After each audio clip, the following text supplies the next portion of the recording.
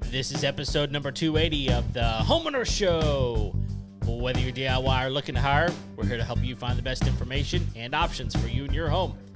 My name is Kevin Hackett. Here with me is Craig Williams. Hello, and welcome to the Homeowner Show. We're so glad you could join us from another episode here at the Homeowner Show Studios. How you doing, Kev?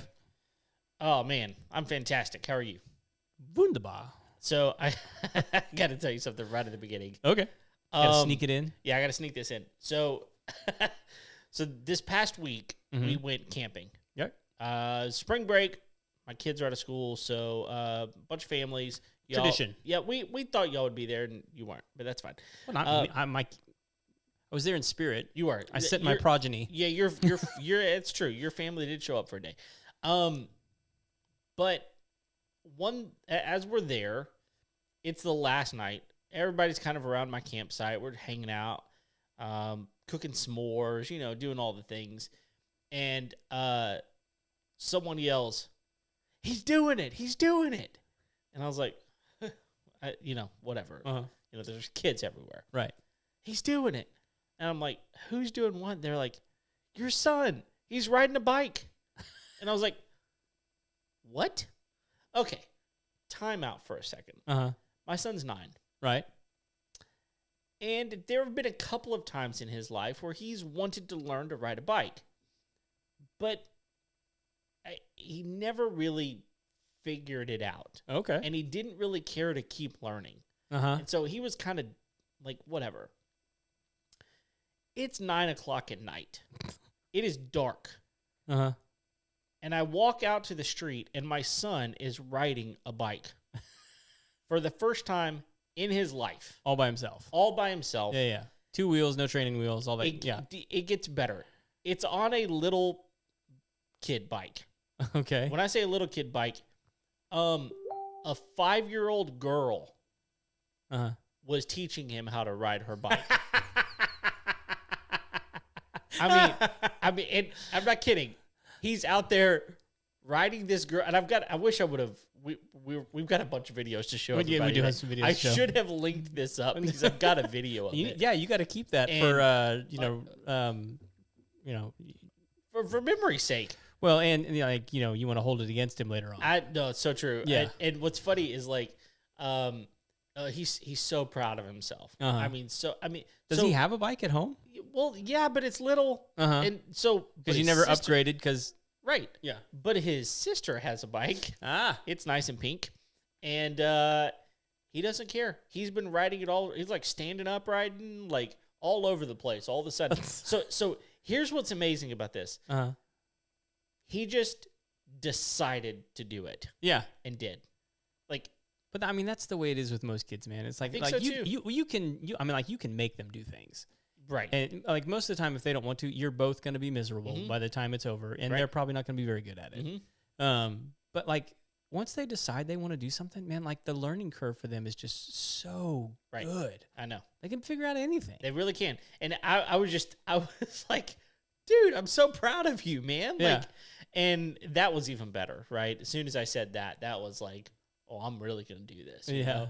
And so I whenever we got home, first thing he wanted to do was get on her bike, and so we did.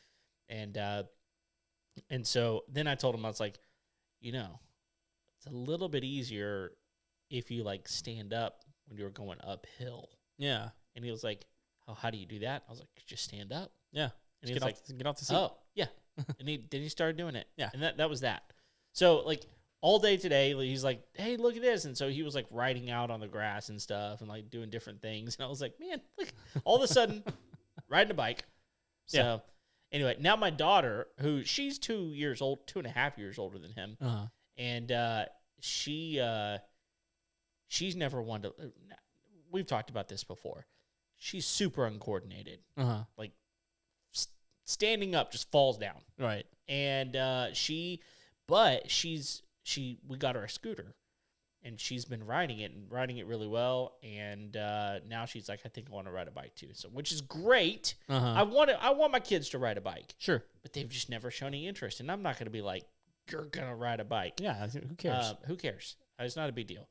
but I may have 2 bike riders soon. So. Yeah, like where I grew up as a kid, and I think like where we live, unless you live, there's like one particular neighborhood nearby that I think it would be normal to ride your bike to school. Oh yeah. Any other place that you live around here, it's weird to ride your bike to school. Right. Up in this part of North Houston. Right. I mean, the neighborhoods are so sprawling. There's a few neighborhoods I know of where there's kids that ride their bikes to school. I've seen it. Like, I get it. Like, if you live in one of those, I don't know. You're special. But, like, for the vast majority of us, like, schools aren't nearby the home. Nope. And so, like, and it's not safe. No, you really got to get on a major road. Right. To ride your bike to school. In a place...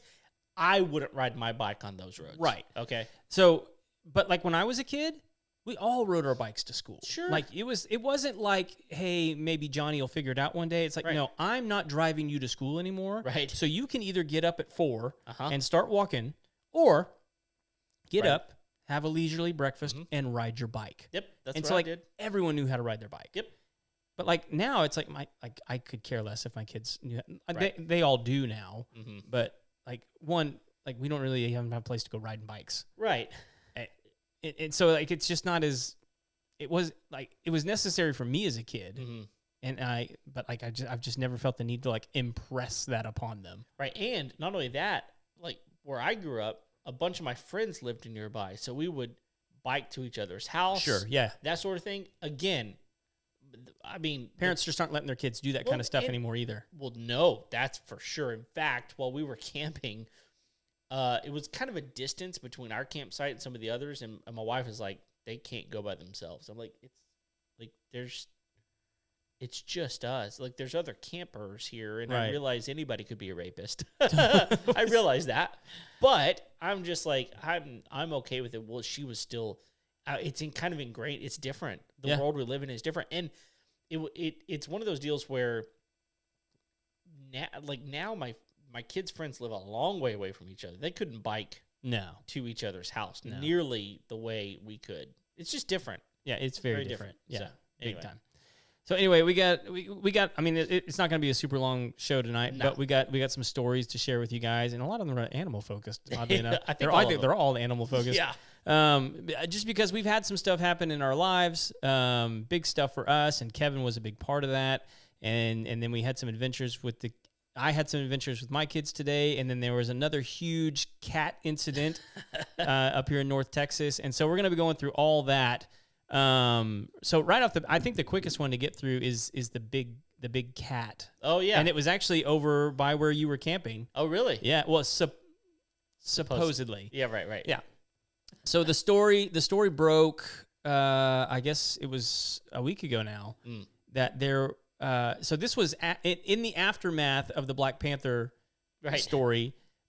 Which continues to go. Like if you want to just have a chuckle, go follow the comment section on YouTube on our Black Panther video. Yeah, it's pretty hilarious. It is funny. There's guys from like New York is like, I've seen one, and guys from Tennessee is like, and I'm telling you guys, like anytime you start talking about Black Panthers, like hillbillies and rednecks and outdoorsmen and conservationists, I mean, they just come out of the woodwork. Yeah, and they have in our comment section. They saw them while they were hunting Sasquatch, so you know.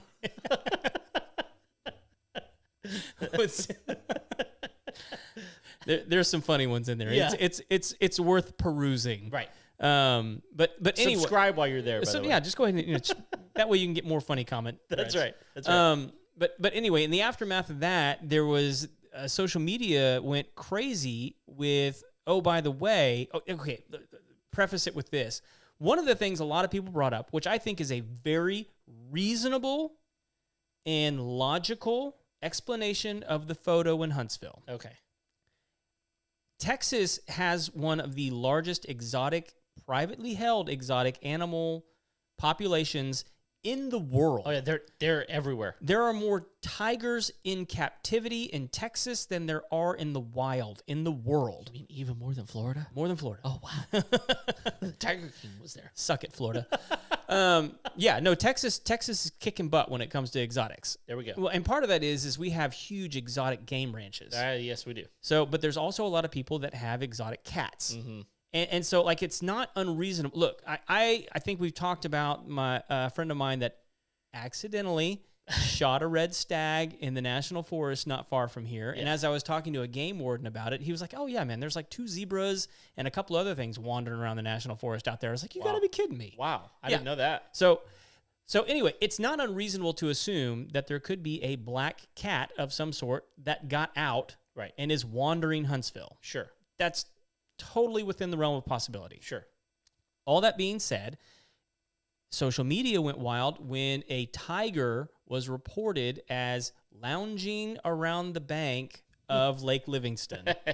And there were photos. Yeah. And it was very clearly a tiger. Right. So, and so everybody was just like flipping out. One, because it was so close to spring break. Sure. Which was when Lake Livingston just is That's where we were. Overpopulated. Right. You know, people are skiing, people are camping, people are having a good time on the lake. And they're like, everybody's like, hey, watch out on the lake. There's a tiger out there. And that's the 3rd largest lake in Texas. Yes. It's big. It's a huge lake. Yeah. Yeah. I mean, it's a cool place to go. If you've never been, it's a cool place to go hang out. Yeah. Well, it turns out that whole thing was a fraud.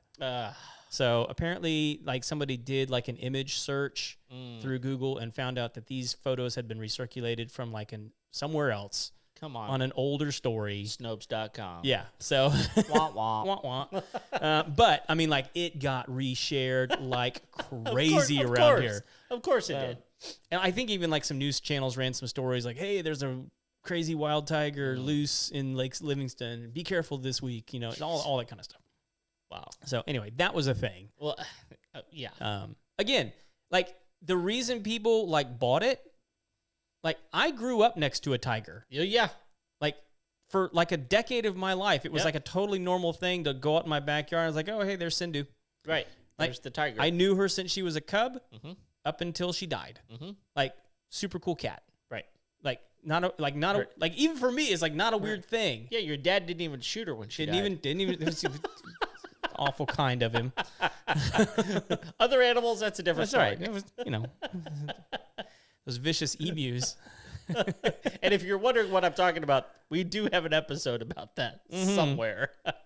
It's buried. Yeah, it's there in the depths of our Anyway, so let's see. Well, let's go to the one that's probably going to take the longest. Okay. So I guess it was about a week and a half ago now.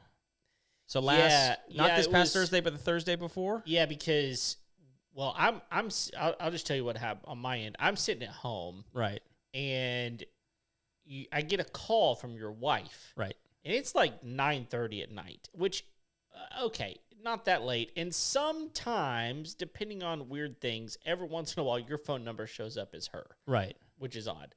But I was in the middle of something I couldn't answer, and so I get a text message from her saying, I need you to call me as soon as possible. Right. I was like, I'm right on it. Yeah. So then, go ahead. Yeah, so anyway, we had a horse that it's been part of our family since I was 17. He was 34 years old at this point. My son found him. He had fallen into a fence in kind of like a weird position, and he could not get up, and he'd probably been there half the day, and we just didn't even realize it. Yeah. And we couldn't get him up. So Brandy reached out to you. She also got a hold of Jehu, Affordable Air out there. You know, give him a call. He's an awesome guy. Two of my most reliable friends, because I was already out there just, you know, seeing what I could do. And exhausted already. Yeah. And so you guys came out, and we were just trying to get him up, and we almost had him up a couple of times. Well, we had him. I mean, the only thing that wasn't up was his back, his rear end leg. We could not get his rear end off. And I still don't. I mean, it's possible his hip was broke. I mean, guys, like, if you don't know, like, 34 years old is super old for a horse. Like, most of them live to be like 25. Right. In that area. So, like, had lived a really, really long life. Had tried to die on us a couple of times. We nursed him back to health. He was actually looking pretty good. Yeah. But anyway, he was just tired and did not want to get up. No. And we were out there for hours just trying and trying. Yeah, at one point, and again, all humane things, right? Yep. At one point, we had a come along around him trying to help him stay up. Oh, dude. Like, the next morning, we had a tractor trying to hoist him, and he was just done. Yeah. And it was like, at that point, it was becoming cruel to try and pick him up. So we had to have the vet come out and put him down. It was really, really sad. My kids were devastated. My wife was devastated. I'm still sad about it. Yeah. And one, thank you. I mean, like it was just good to have friends that we could call. Yeah. In such a time, and like go through the suck. Dude, can you imagine? I just want, first of all, anytime you, obviously day or night, literally. I mean, the call I got was, Kevin, can you come over here? And I said, sure, what's going on? I mean, I'm thinking something really bad has happened, and it was, right obviously. Yeah. And she goes, well, Doc's in a hole and we can't get him out. And I was like, I'm on my way right now. And so I literally hopped up, and Kimberly, my wife's like, what are you doing? It's like, I'm headed to Craig's house. She's like, why? And so I said, I don't know. Doc's in a hole and got to get him out. And so but seriously, y'all, if you don't have a friend that can help you in that situation, like I don't know, like find a place. Yeah. Find a place to go and spend some time and build some community, because you need those types of friends. For sure. Yeah. So all that to say, like he's passed on, he's moved on, he's buried, and all that kind of stuff. Well, this past week, my wife called me and she goes, have you heard Nate Bargatze's bit on dead horses? And I was like, oh yeah, at least 10 times. She goes, you've got to share that with Kevin and Jehu, because they were those guys in the bit. And I was like, oh yeah, that's so good. And so I asked you before the show, have you heard it before? And you said you hadn't. Well, I had. Okay. The answer is I don't remember it. Right. But I have seen this whole bit. Like not just this. He does long bits. If you don't know, yeah, he does shows. Yeah, like whole shows, and I've seen this show. So I'm sure I've heard it, but it's been a minute. Yeah. So in honor of Doc, we wanted to share the clip with you and watch it together. I think one of the best things you can do with terrible situations is find a way to laugh. Sure. Absolutely. So let's cue it up. Let's see what Nate has to say about dead horses. All right, here we go. On the way out there, I see a dead horse just laid out in this guy's yard, and I've never seen that before. And I was like, man, I bet you don't think about that when you buy a horse, it dying. What do? That's a huge thing, dying in your yard. You never think of it. You can't just scoot it off into the woods with your foot and try to get another one that matches before the kids come home. You have to tell your wife to keep the kids away for a month. You got to Google how to move a dead horse. You got to probably try to get. We literally did that. Yeah, and that's not easy. Wow. That's what the blinders were invented for. Because it's like, just look ahead. Don't worry about what's going on back. No, look. Or you got to get your friends to help you do it, and you can't spill the beans too quick on that. You think it's hard for them to help you move a couch? Try a dead horse.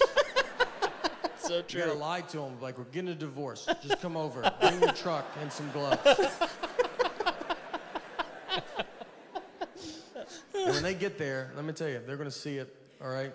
Everybody saw it. It was next to the road. And they're going to pull into that driveway and just be like, I don't think they're getting a divorce at all. I think we're here to move that dead horse is what I think.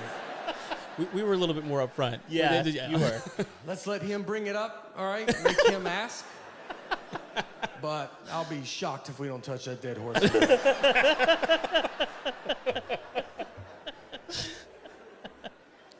And if you ever have to move a dead horse, I've thought a lot about all this. You want to be the first one to the horse, all right? You don't want someone else to tell you where to grab a dead horse. So you run out there like you love it. Like you're like, this is what I hoped it was. And get to the hoofs in the front and be like, all right, I'm here. You guys decide where you guys want to be.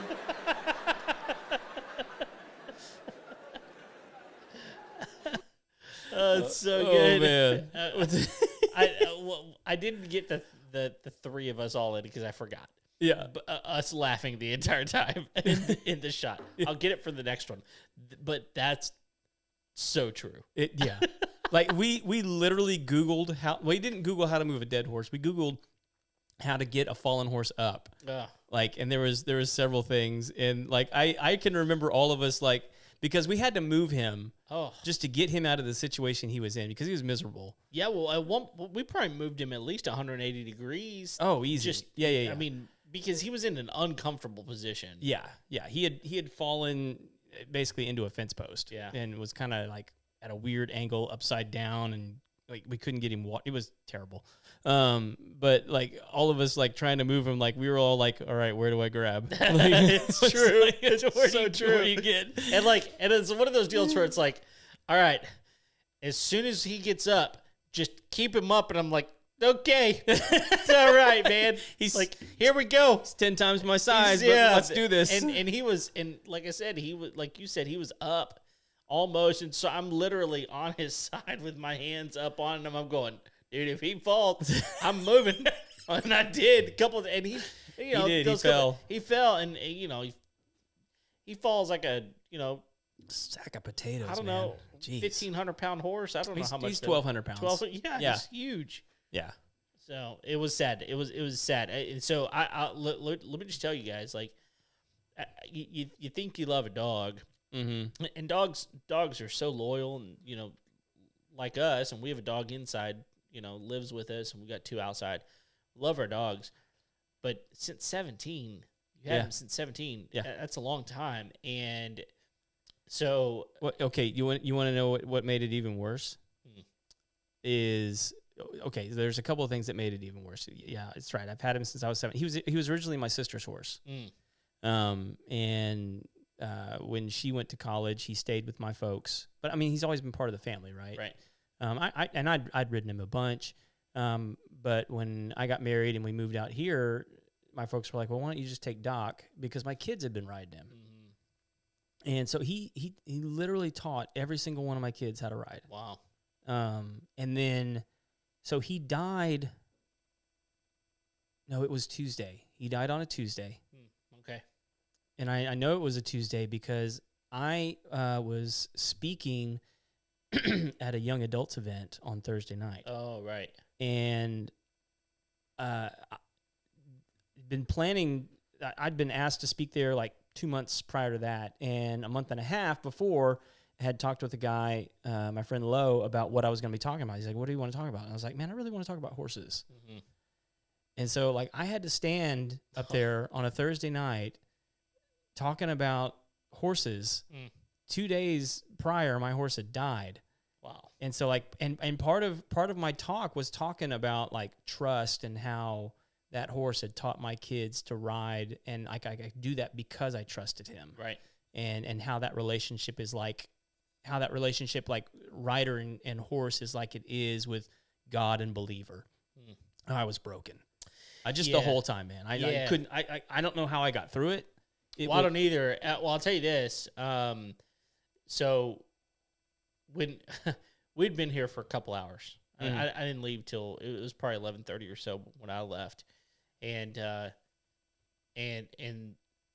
it was like, okay, well, correct. You were like, I'm just to stay out here with him, all night, and we'll wait till see what happens. Maybe he needs some rest. We'll see. And he did.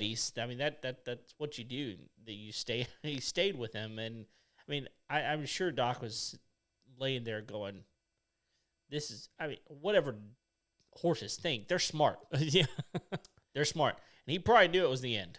I'm sure. And he's like, "Man, I'm sure he's sitting there going, man, I'm so glad that Craig's here." And by the way, Ryan A. Duddle said, "I remember Doc from back in high school. He was great." So I've known Ryan since like 6th grade, man. Yeah. So yeah, that was Ryan used to make fun of me because I would how I carried the feed bags. How you carried them? Yeah. Okay. Well, yeah, at that age, you carry them however you carry get them in the barn, man. Yeah, that's right. However it works. Well. So, but anyway, so that was that, and I hopefully everybody listening got a chuckle out of that because Nate, and I think he's actually fixing to be in Houston. Oh, really? Yeah. So Nate, if you're listening, like we love your stuff, man. We're a huge fan. If you want to come on the show while you're in town, maybe you got another dead horse story. No doubt. We would love to hear it. I'll tell you my dead horse story. That's right. And look, Nate, we will promote the crap out of this for you. Like, we have subscribers. Yeah, we got a few. Yeah. I mean, we have subscribers. Maybe he needs a couple more. I don't know. I mean, we're not getting Netflix specials or anything, but yet. That's true. So the other one is, and we'll finish the night off with this one, is so today is my youngest's birthday, and she, for those of you that know her, know that she is my wild child, my fearless one. There's a story with her, Doc. Yeah, sure. yeah. I got a good one. I'm not going to tell it, but I'll let you tell it if you want to. But that's one of the best stories I remember. Are you talking about where we found her buck naked? Yeah. Right? Yeah. Yeah. That's how much we trusted him. It was like we saw her naked on the horse, and it's like we're not worried at all. She's fine. That's just not something you hear every day. And then, I mean, she was like what, 4? No, she was younger than that. She was 2 or 3. So and I'm sitting there going, I'm like, how'd she get on the horse? And well, she climbed on the fence and told him to come over, and he came over, and she got on. Yeah, no problem. It's so funny. It's like not even a problem at all. But yeah, so that's funny. But like this is my goes around the pasture pulling up rocks looking for snakes, right, and bugs. Yep. Child. So if we want to get them like something kind of cool, sometimes we'll get them shared present. Okay. And so this year I got them a magnet fishing set. Oh, cool. Have you seen that Yeah. stuff? Yeah. So we decided to take the little John boat out to the lake and see if we could find anything today. And so we're out there fishing, and it's kind of boring. I mean, especially if you're not finding anything. Sure. And so they're like, well, hey, let's go to the island. We have a little island in the middle of our lake. It's buoyed off, so kids can go swimming off of it. There's a diving board. There's a little pavilion. It's super cool. Yeah. They love going there. But it was really cold today, and so I think it was like 62 degrees. Oof. And no one wants to get in the water. No. So, but they were like, hey, let's go to the island. And I was like, okay, cool. Let's go to the island. We're out here. So we get there, and they're initially I think they're ducks, but they turn out to be Egyptian geese. And they're just hanging out on the island, and my kids get off the boat, and as soon as they get off the boat, like right in front of them, I'm like, oh, there's some eggs right there. And I'm like, oh, this could go. And I was like, hey guys, like heads up, like I think those geese are getting a little. I called them ducks. I mean, right, sure. Yeah, I was like, I think those ducks are gonna get agitated because you guys are like standing close to their nest. Yeah. And it wasn't like 10 seconds later, like one of them is like full on presenting. Honking at my daughter and like jumps on her. Oh my! Bites her. Oh no! And so, like, I know that they're not gonna hurt them. Sure. So like, I just start filming. Yeah. And I got like 20 minutes of footage. And so, but I wanted to share the funniest one, at least the one that I caught on video. The funniest one was my daughter, just the initial shock. Yeah. I was just like being attacked by a goose. Yeah. But you don't have that one on video. I don't have, but I sent you the other one so that we could watch it. Let's do it. let's do it. All right. So, yep. Here we go.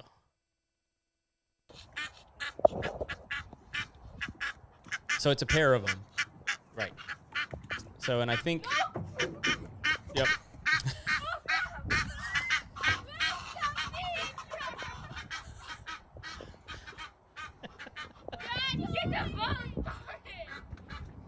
You're safely in the boat. I'm in the boat. There's no way I'm getting out. Well, one, I can't. Like, I don't have any way to tie it off. Sure. So that's a good excuse. I keep telling them, I'm like, guys, just come back to the boat. And they're like, no, the geese are right there. They're antagonizing the geese. I mean, like, your son's walking up to the goose right now. No.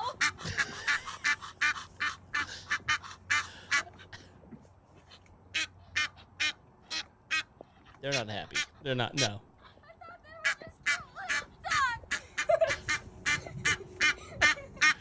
Uh-oh. Here they come. Yeah. The father's very aggressive. I got him. I got him.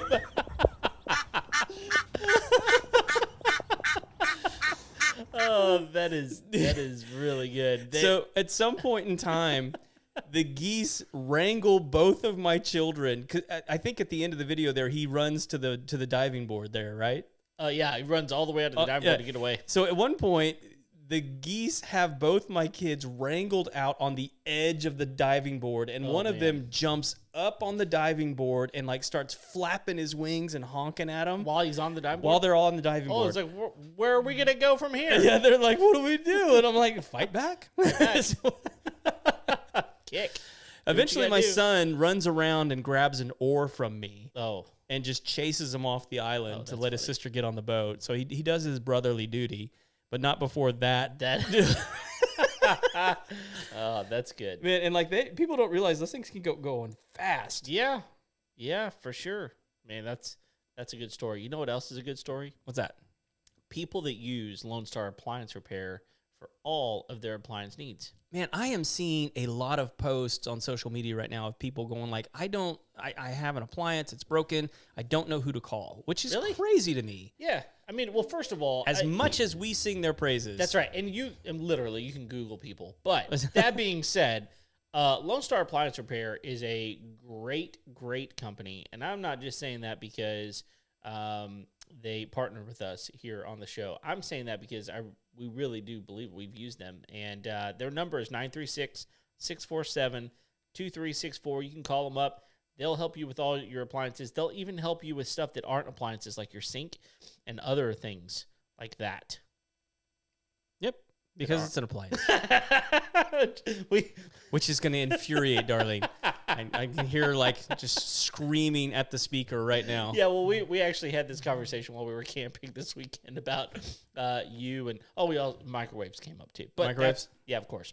They'll fix those. They will, because that's, yes. Dude, talking to their tech about the things that can go wrong with microwaves is insane. Oh. And he was telling me about the parts that they have to, he said the biggest thing that happens on them is they have giant magnets in them. Oh, yeah. And they crack. Oh. And most people just, all of a sudden, microwave starts fritzing. Doesn't work. Yeah. So, and it could potentially do some dangerous stuff, which, again, why you shouldn't have one. They're just dumb. That's awesome. But if you have one and it's broken and you want to get it fixed, call Lone Star Appliance Repair. I will tell you, we there's a lot of things that are coming. We got a lot of reviews to do. One of them is I finally bought an air fryer. Okay, so we can talk about that at some point. But yes, if you have any appliance repairs, please give Lone Star Appliance Repair a call. I bet you they fix air fryers. I'm sure they do. If they're like mine, where they're the big industrial ones. Yeah. And there's some that you can get that are literally ovens that are air fryers as well. I was gonna say that. That's a new. We never talked. Did we talk about the fridge from our river trip? No. Why did we not do that? I know, because it's like we needed to ask the people over at Lone Star Appliance Repair, is this something that breaks? Oh yeah. Because both you and I were looking at the fridge going look, I gotta have that. I don't care how old my fridge is right now. I want a fridge that does that. Exactly. And we will get to that. We're just gonna put that out. Okay. We need to talk about little teaser. That's fine. Well, do you want to talk about it now? I mean, what does it take? 2 minutes? It doesn't take long. But it's because it's the best thing that we have ever seen in our life. Look, here's the deal. Anyone that watches the show for any amount of time knows. I mean, tonight I'm drinking my grapefruit mineral water from HEB. Thank you, HEB. It's refreshing and lovely. Delicious. But that I enjoy bourbon. Yeah.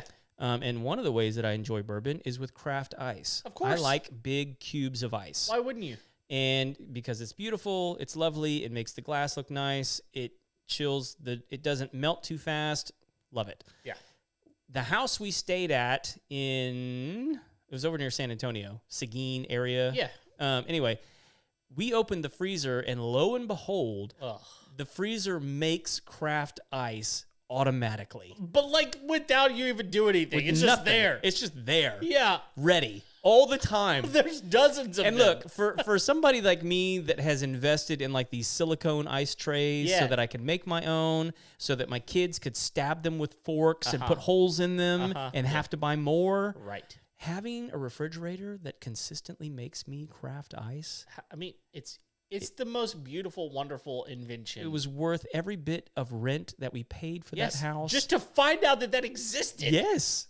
We both Kev and I were just standing at the freezer, just gawking at it, how did we not know that this was a thing? I know. How did we not know? I have no that idea. This was a thing. Yeah, because of all people that have a home show, right? and have an appliance repair, sponsor on our show. Should know about these things. And I want to know, if they get called on them. Like, I want to know if it breaks a lot. Yeah, because if it doesn't, we're buying one. We're getting a new fridge. It's coming in here. Yeah. So, although I did tell somebody recently, I was like, man, if I ever have to get another fridge, I don't know. It's going to be really hard for me to not drop $20K. Oh, and go get Sub-Zero? Sub-Zero? Yeah. Jeez, you're not wrong. Well, because it'll be the last one we buy almost. Pretty much. At this point but in our lives, it better make that ice. Oh, if it doesn't, it's a no-go. I got a call. We did an episode with Chef Colin. Yeah. About that, and I need to call him and ask him, like, hey, is this a feature you guys offer? Because if not, we may have to stop being friends. What else can we do other than not be friends? Like, there's no more options. Yeah. It's our only option. Yeah. I don't know. We'll see. Give Lone Star Appliance Repair a call or text them at 936-647-2364. And let me tell you, Craig, we have a lot that we got to talk about. We were going to do a whole episode on that Airbnb that we stayed at. Yeah. We haven't done it yet. We haven't done it. And we still plan to. But I got the air fryer. Uh-huh. I also have I bought a new device that I think I told you about. It picks up sweet gum balls. Oh yeah, you did tell me about that. Okay, so we're gonna have to talk about that.